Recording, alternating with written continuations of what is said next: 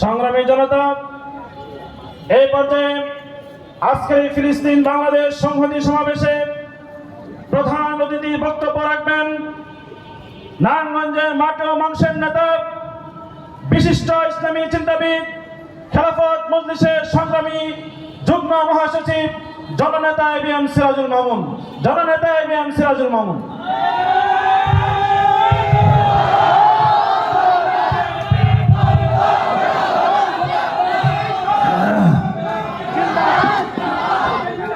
আসসালামু আলাইকুম ওয়া রাহমাতুল্লাহি ওয়া বারাকাতুহু।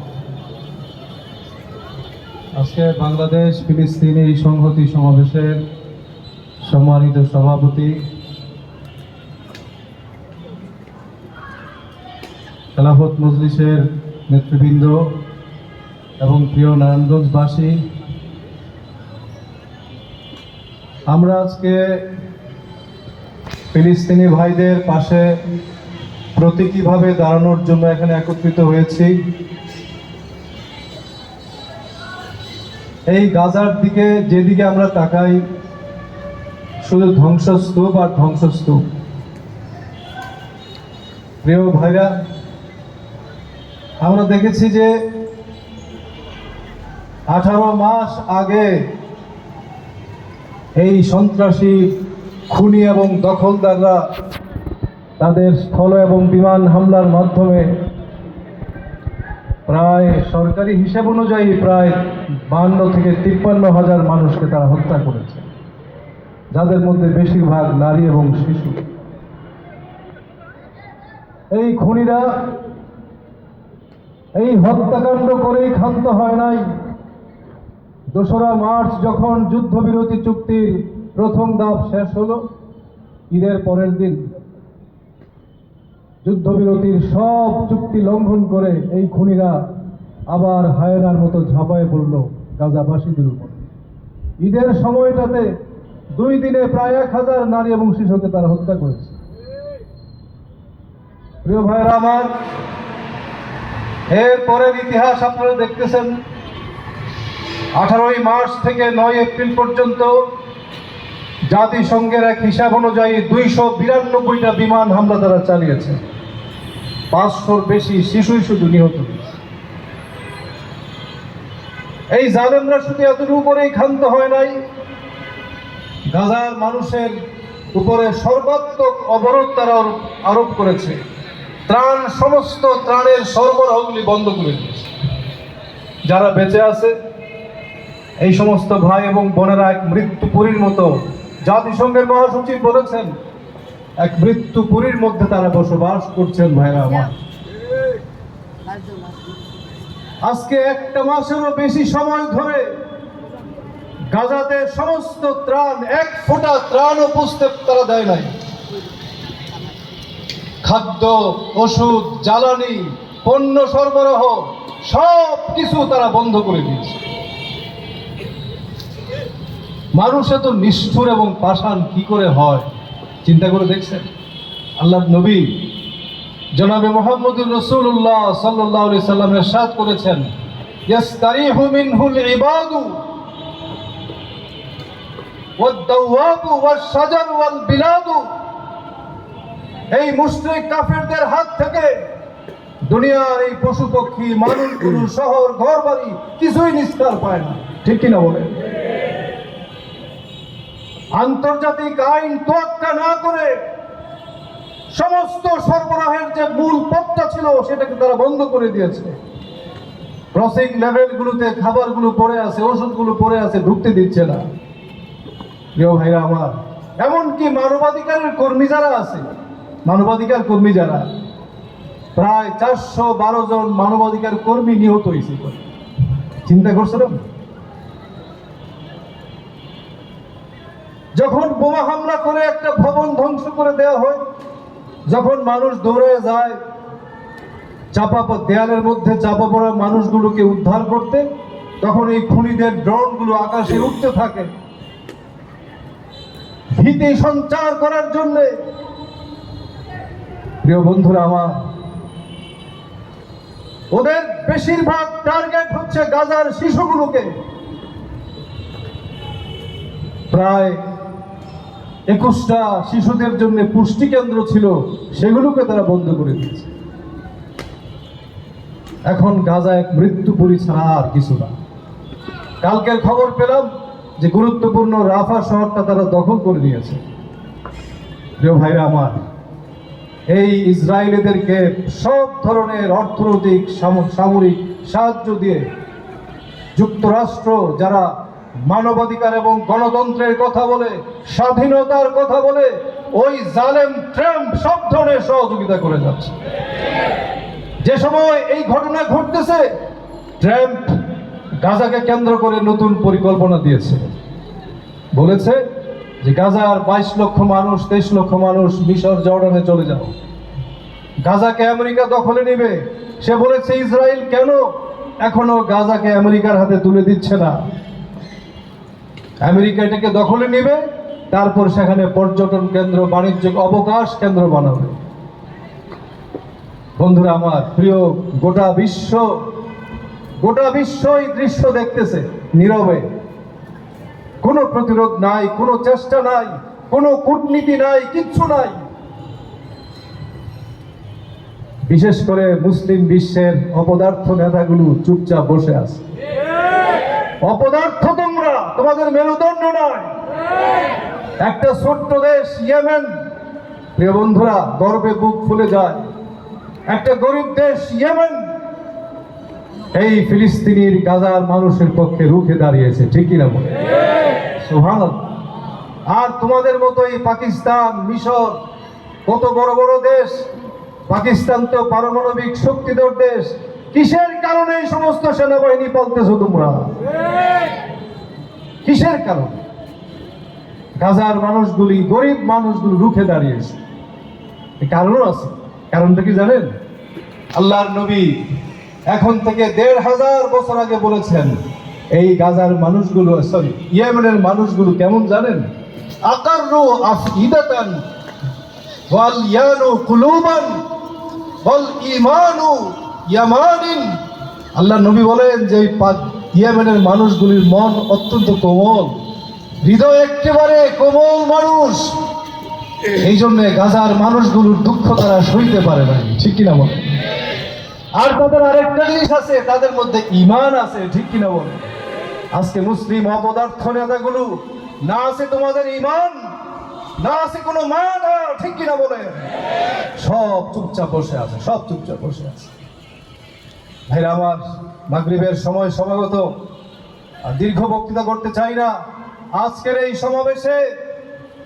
সমাবেশ থেকে আমরা বলতে চাই, প্রফেসর ডক্টর ইউনূস, আপনি সজ্জন মানুষ, আপনি ভালো মানুষ, বাংলাদেশের মানুষ আপনাকে সমর্থন দিচ্ছে, গোটা বিশ্বে আপনার প্রভাব আছে। আপনি আপনার ব্যবসা, সামাজিক ব্যবসার জন্য আপনি সারা বিশ্ব ঘুরেছেন, শত শত বক্তৃতা করেছেন, মূল্যবান বক্তৃতা আপনি করেছেন। আপনি গাজাবাসীর পক্ষে, আপনি কূটনৈতিক যুদ্ধে নামেন, আমেরিকা যান, নিউ ইয়র্ক যান, আপনি ফ্রান্সে যান, ব্রিটেনে যান, ওই জালেম শাসকগুলোকে বুঝান, আপনি কূটনৈতিক যুদ্ধ শুরু করেন। আপনার আসনটা কিন্তু, আপনার আসনটা কিন্তু 2000 মানুষের রক্তের উপরে দাঁড়ায় আছে, ঠিক কিনা বলেন? আপনি কিন্তু ভুলে যাবেন না, এই বাংলাদেশের হাজার হাজার পঙ্গু মানুষের উপরে আপনার মস্তকটা বসে আছে। আপনিও দেখেন না একটু, কিয়ামত পর্যন্ত পৃথিবীর নিপীড়িত মানুষ আপনার জন্য দোয়া করতে থাকবে। আপনি কূটনৈতিক যুদ্ধটা শুরু করেন, আর দেশের মধ্যে ইসরায়েলের সব পণ্য ঢোকা নিষিদ্ধ করে দেন। তাইলে তো ওদেরকে ব্যবসা বাণিজ্য অবরোধ আরোপ করে ওদেরকে দুর্বল করে দিতে হবে। আজকে আপনাদেরও তো মন একেবারে, এই যে স্লোগানটাও ঠিক মতো দিতে পারেন না, মনের মধ্যেই আশা নাই যে আমরা কি পারবো? পারবো, ইনশাল্লাহ পারবো। আল্লাহর নবী ভবিষ্যৎবাণী করেছেন, কামা মুলিআত যুলমা ওয়া জাওরা, এই জালেমরা পৃথিবীটাকে অত্যাচার এবং নিপীড়নে যেভাবে ভর্তি করে রাখা হয়েছিল, ইমানদাররা এসে এই পৃথিবীটাকে আবার ন্যায় এবং সুবিচারে ভর্তি করে দিবে। আল্লাহর নবীর ভবিষ্যৎবাণী মিথ্যা বলেন? মিথ্যা হইতে পারে না। এই জালেমদেরকে বলতে চাই, আসতেছে, ইনশাল্লাহ আসতেছে। ডক্টর ইউনূস সাহেবকে বলি যে আপনি গত শনিবারে ঢাকার চিত্র দেখেছেন। আপনি দেখেছেন ঢাকায় আমার মনে হয় কোনো যুবক, একটা যুবক বাসায় ছিল না। আমি তো সোহরাওয়ার্দী উদ্যানের মিটিং আর কি দেখবো, লক্ষ লক্ষ যুবকের যে ব্যথা এবং উদ্দীপনা, সেটা আমি হেঁটে হেঁটে দেখলাম গোটা ঢাকাতে। প্রিয় বন্ধুরা, বাংলাদেশের মানুষের হৃদয়ের কথা বুঝুন, গাজার পক্ষে আপনি স্পষ্ট অবস্থান গ্রহণ করেন, না হলে কিন্তু ট্রাম্প কাউকে ছাড়বে না। এই মেরুদণ্ডহীন শাসকগুলি আগে মারা পড়বে, ঠিক কিনা বলে? সুতরাং আল্লাহ তাআলা আপনাকে অনেক সম্মান দিয়েছেন গোটা বিশ্বে। আপনি কূটনৈতিক যুদ্ধ শুরু করেন। আমরা হয়তো অস্ত্র দিয়ে এখন ইসরায়েলকে মোকাবেলা করতে পারবো না, কারণ আমাদের মধ্যে বর্ডার নাই, সীমান্ত নাই, কিন্তু আমরা ডিপ্লোম্যাটিক ওয়ার শুরু করতে পারি। আপনি যান, সারা দুনিয়াতে আপনি যান, জালেমদের বিরুদ্ধে আপনি কূটনৈতিক লড়াই শুরু করুন। গোটা বাংলাদেশের মানুষ আপনার পাশে আছে।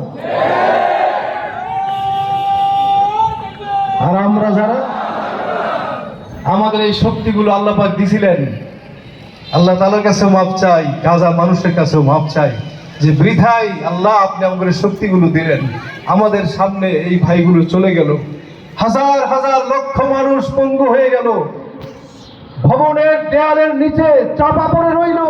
কিভাবে মৃত্যুগুলো হয়েছে কল্পনা করছেন? আমরা বসে বসে রইলাম, দেখলাম। এই গাজাবাসীর কাছে আমরা ক্ষমা চাই, আল্লাহ তাআলার কাছেও ক্ষমা চাই। প্রিয় ভাইরা আমার, ইসরায়েলের আরেক দোষর আপনারা জানেন কিনা, আমাদের চারপাশের যে ভারত, ইসরায়েলের কিন্তু ঘনিষ্ঠ বন্ধু, জানেন কিনা আপনারা? এই মোদী সাহেব কিন্তু ওদের খুব বড় বন্ধু। এমনি মুখে বেশি বলে না, কিন্তু ভিতরে ভিতরে ইসরায়েল হচ্ছে এই ভারত এবং ইসরায়েলের মধ্যে অন্তরঙ্গ বন্ধুত্ব আছে, আমরা জানি। প্রিয় ভাইরা আমার, 25-এ এই 5ই আগস্টে আপনার তাবেদারদেরকে বাংলার মানুষ যেভাবে উৎখাত করেছে, আপনি মুসলমানদের বিরুদ্ধে শত্রুতামূলক আচরণ বন্ধ করেন। ওয়াকফ বিল জারি করেছেন মুসলমানদের ঐতিহাসিক সম্পদকে লুণ্ঠন করার জন্য, মুসলমানদের মসজিদ মাদ্রাসার সম্পদকে কুক্ষিগত করার জন্য। বেশি বাকি নাই, আপনারও সময় শেষ। কারণ ওদিকে আফগানিস্তান, ওদিকে চীন, এদিকে বাংলাদেশে আপনার তাবেদারদের পতন হয়েছে। আপনি যাইবেন কোন দিকে? ওদিকে পারে যাওয়ার রাস্তা কিন্তু নাই। ঠিক হয়ে যান, ইসলাম এবং মুসলমানদের বিরুদ্ধে শত্রুতামূলক সব আচরণ বন্ধ করুন। নিজের চরকায় তেল দেন, নিজে বাঁচার চেষ্টা করেন, মুসলমানদের ঐতিহাসিক জিনিসের উপর হস্তক্ষেপ করবেন না। প্রিয় ভাইরা আমার, আজকে সমাপনী একটা কথা বলি, শেষ করি। ডক্টর ইউনূস সাহেবকে বলি, এই বাংলার মানুষ প্রস্তুত আছে। ওই যে স্লোগানটা দেয় না, ঢাকায় দেখলাম হাজার লক্ষ যুবকরা সাবিলুনা সাবিলুনা আল জিহাদ আল জিহাদ। এটা কিন্তু হৃদয়ের কথা। আপনি এই যুবকগুলোকে নাম লেখান, নাম লেখান, রেজিস্ট্রেশন করেন। বাংলাদেশের সমস্ত যুবকরা যেমনি ভাবে 5ই আগস্টে হাসিনাকে উৎখাত করেছিল, ঠিক তেমনি ভাবে হাসিনার আরেক প্রেতাত্মা নেতানিয়াহুকে উৎখাত করার জন্য বাংলাদেশের মানুষ সবার আগে জিহাদের মধ্যে যাবে ইনশাআল্লাহ। রাজি আছেন কিনা ইনশাআল্লাহ? এটা শুধু স্লোগান নয়, ইনশাআল্লাহ বাংলাদেশের তরুণরা দুনিয়ার সব জালেমের বিরুদ্ধে ইনশাআল্লাহ নাম লেখাবে। আমরা জিহাদে যাবো, ইনশাআল্লাহ যাবো। সেজন্য এখন থেকে প্রস্তুতি নিতে হবে, আর সংগঠনকে মজবুত করতে হবে। প্রতিটা ওয়ার্ডে, পাড়াতে, মহল্লাতে ইমানদারদেরকে এই সংগঠনে সম্পৃক্ত করে যতক্ষণ আমরা সংগঠনকে মজবুত করতে না পারবো, ততক্ষণ কিন্তু আমরা এই জিহাদে কামিয়াব হতে পারবো না, ঠিক কিনা বলে? আর জিহাদে যাওয়ার আগ পর্যন্ত একটা মাসালা আপনাদের বলে রাখি, মান মাতা ওয়ালাম ইউহাদ্দিস বিহি নাফসু, মান মাতা ওয়ালাম ইয়াগজুয়া। যে ব্যক্তি মারা গেল, যে ইমানদার মারা গেল, কিন্তু যার অন্তরের মধ্যে জিহাদের কোনো সংকল্প ছিল না, মাতা আলা শুবাতিন মিনান নিফাক, নিফাকের উপর কিন্তু তার মৃত্যু হবে। সুতরাং সবাই জিহাদের সংকল্প মনের মধ্যে রাখবেন। যখনই সুযোগ হবে ইনশাআল্লাহ, যখনই আল্লাহ পাক তৌফিক দিবেন, এই জালেমদের বিরুদ্ধে আমরা অস্ত্র ধারণ করব ইনশাআল্লাহ। আল্লাহ তাআলা আমাদের সবাইকে এই আন্দোলন এবং সংগ্রামের এই সমস্ত চেষ্টাগুলোকে কবুল করুন। আল্লাহ পাক গাজাবাসীকে রক্ষা করুন। দুনিয়ার সমস্ত মজলুম নিপীড়িত মানুষকে ঐক্যবদ্ধভাবে এই জালেমকে মোকাবেলা করে তৌফিক দান করুন। ওয়া আলাইনা ইল্লাল বালাগ। আসসালামু আলাইকুম ওয়া রাহমাতুল্লাহি ওয়া বারাকাতুহু।